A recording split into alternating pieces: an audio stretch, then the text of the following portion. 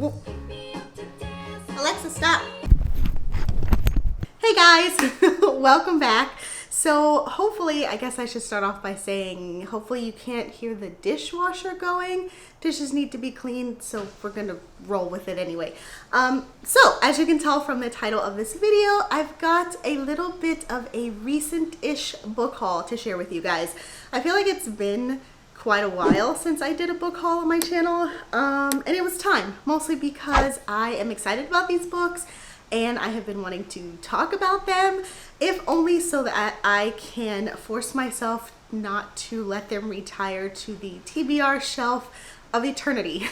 So I'm looking at these and I can't even lie, it's not really a mix. It's mostly all mystery thriller related. Some cozies, some actual thrillers, some arcs that I was fortunate enough to receive. As usual, you can let me know if you have read any of these, which ones maybe I should bump up higher on my TBR, and maybe you'll even be inspired to pick some of these up. So without further ado, let's dive into the books.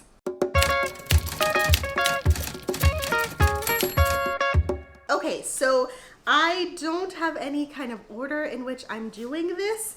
Actually, no, I do have an order. I am going to talk about the arcs that aren't out yet. I'll save those for the end. So, other than that, I don't have a particular order. So, let's go ahead and start with the writing retreat. Oh, and last thing that I will say before we get started, I've got 9 books here in total. I really wanted to do 10 because it's a nice whole round number, but we're here with 9. I didn't want to shoehorn anything, so that's where we're at. Okay, so first book that I have is The Writing Retreat. I picked this up a few weeks ago.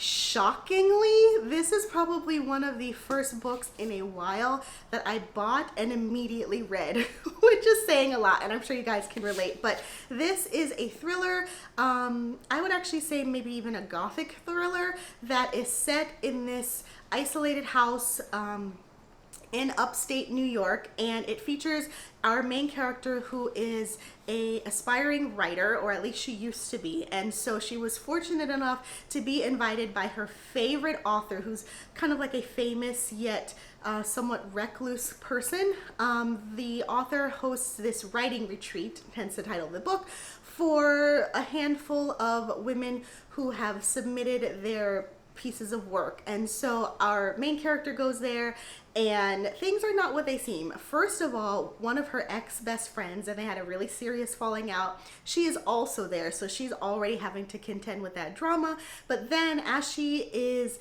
at this house, you know, trying to craft a story to show this woman, some stuff starts happening. And I have to say, the first half of this book and the second half of this book are 2 totally different vibes, but I was on board for both of them. So I don't know if you guys follow me on Instagram, but in the first portion, it was super creepy. This starts off very creepy with the description, super atmospheric, and I actually had to put it down when I was reading at night because I creeped myself out.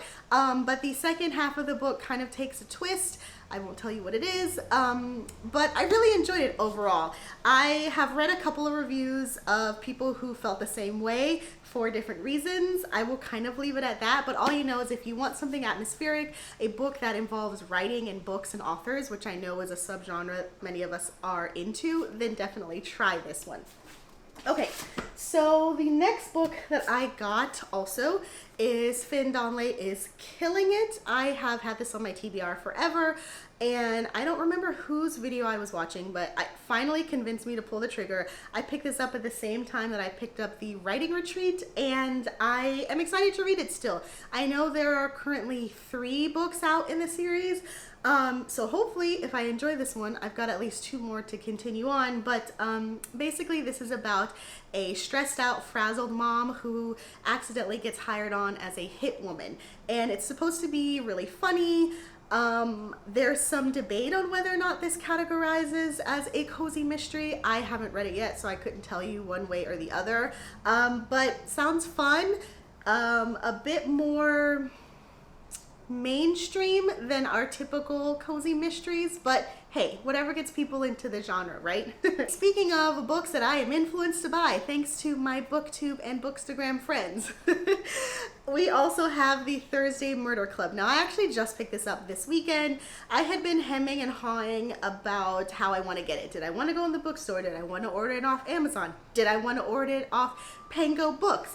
And finally, I was out this weekend. I popped into a Barnes & Noble and I saw it and I'm like, sure, this is a sign, let's get it. So this one is supposed to be a cozy mystery, and it is essentially about a group of people in a retirement village who dub themselves the Thursday Murder Club.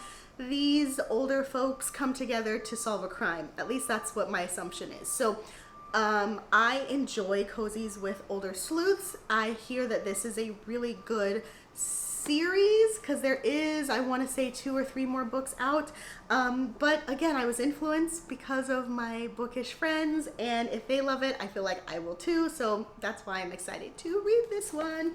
Okay, more books. So I actually also got this one this past weekend from Barnes & Noble. It's called 5 Survive by Holly Jackson. This is actually a YA thriller. I had actually had A Good Girl's Guide to Murder by the same author on my TBR years ago when it first came out, and for some reason, actually not for some reason, I know what happened, I just didn't get it. But again, I think I was actually watching Olivia Reads a Latte, one of her past vlogs, and she mentioned this book, and it sounded really good. Now, admittedly, I have not picked up a YA book in a while. Not that I'm against them, it's just the way that my reading tastes have naturally shifted. I have not been tempted to pick up a YA book. However, this one has changed my mind, and I'm hoping that's the case when I actually read it. So basically, it is about a group of friends who are taking a road trip, I believe. They get stranded on the side of the road in their RV, and they start getting picked off one by one. So very Agatha Christie vibes, which hooked me. I feel like the fact that it's a YA, it means nothing to me because it's still a set group of characters, locked room situation, a little bit scary and ominous, which I'm totally on board for, and why I am super excited to check this one out next. So speaking of Agatha Christie, I also picked up Poirot. It's not by Agatha Christie, it's actually by Mark Aldridge, and it's kind of like a history of the infamous Belgian character Poirot. It's supposed to be all about his origins, spanning from how he was first created by Agatha Christie some years, decades back actually, to how he has been interpreted throughout the books, throughout the movies, the shows, all the different adaptations. Now, I love Poirot. That's my favorite Agatha Christie character, and so I knew that I wanted to pick this one up because I wanted to actually, you know, get a bit of behind the scenes info about him, which I have to admit, pretty surprising, because when it comes to things that I like, instead of diving headfirst to learn every little nitty gritty detail about it, I tend to shy away from stuff like that, simply because I usually don't like to see how the hot dog is made, meaning I don't want my love of the character or the book or the movie or whatever it is to be potentially tainted by whatever I may come across in the fandom world or the behind the scenes takes or anything like that. So like, perfect example, I know that they've made countless behind the scenes clips and extras or whatever for like the Harry Potter franchise or something like that. I've never watched them. I've never wanted to kind of explore that because to me, the story lives very specifically in my mind and I don't want to potentially ruin that. Now, could it be enhanced? Sure. I don't want to take that risk. So anyway, needless to say, this is a nonfiction book because it really is just going to dive into the ins and outs of the character, and I haven't read it yet, but even just kind of flipping through it, you can see just, you know, different images and stuff that talk about Poirot and his influence. You've got a couple of the covers of the books that he starred in, and I'm really interested to learn more about this character.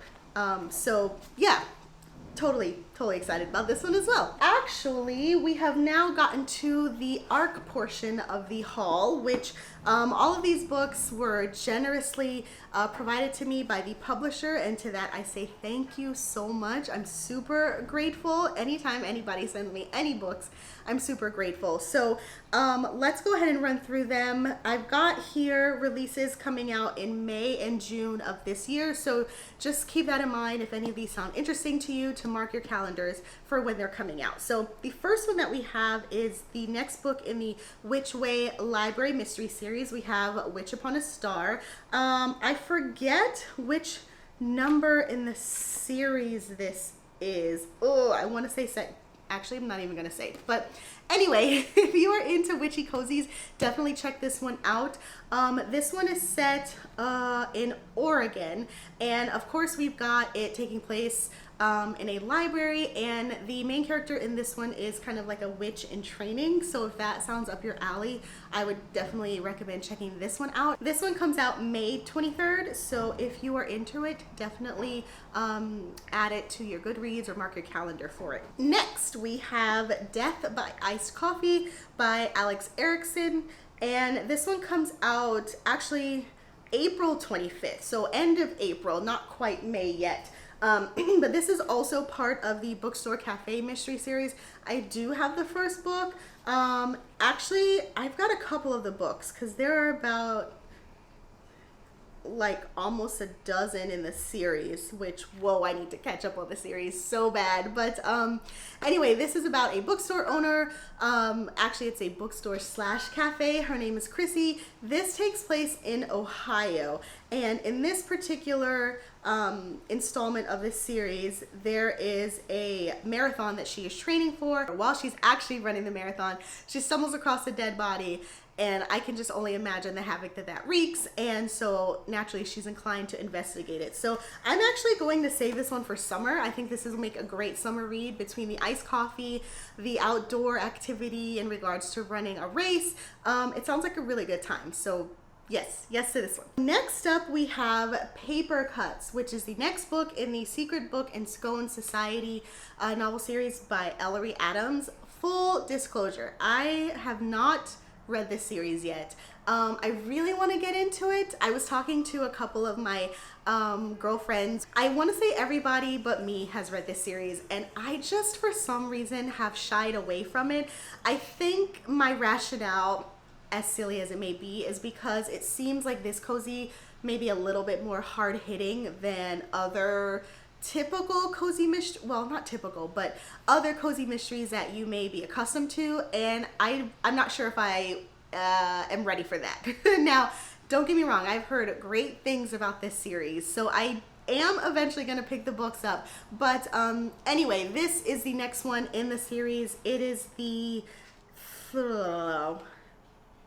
sixth book in the series. I didn't realize there were that many already, so I got some catching up to do. But anyway, this one takes place in North Carolina. I want to say Nora is the protagonist, but the Secret Book and Scone Society is like a group of folks who get together and solve crimes.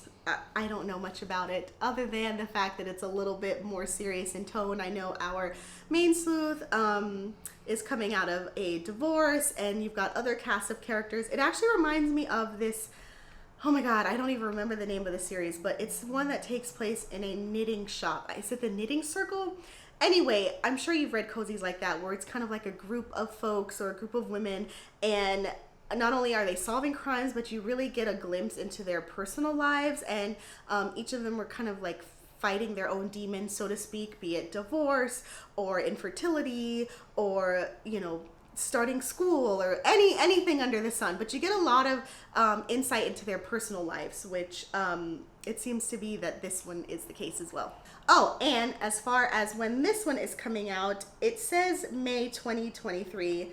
Oh, nope, just kidding. It actually is also coming out at the end of April 25th. 5th, so also mark your calendar if you've been keeping up with the series and you're eager for the next book to come out. Okay, so last book that we have, let me start off by telling you when it's coming out so I don't forget that bit, but it's coming out May 23rd. This is Flat White Fatality by Emmeline Duncan. This, I believe, is the 3rd book in the Grounds Rules mystery series.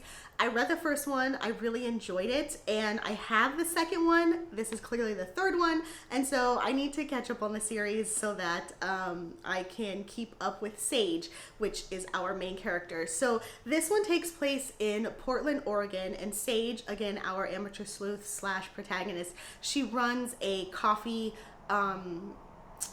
cart, but actually once the book progresses, she then also opens up her own like brick and mortar shop. Don't worry, that's not a spoiler or anything, but anyway, so we're back with our girl Sage in Portland. This time, let's see, she is trying to help clear her boyfriend's name, which I won't tell you who her boyfriend is because that might be a spoiler, but all you need to know is that she's trying to clear the name of somebody else.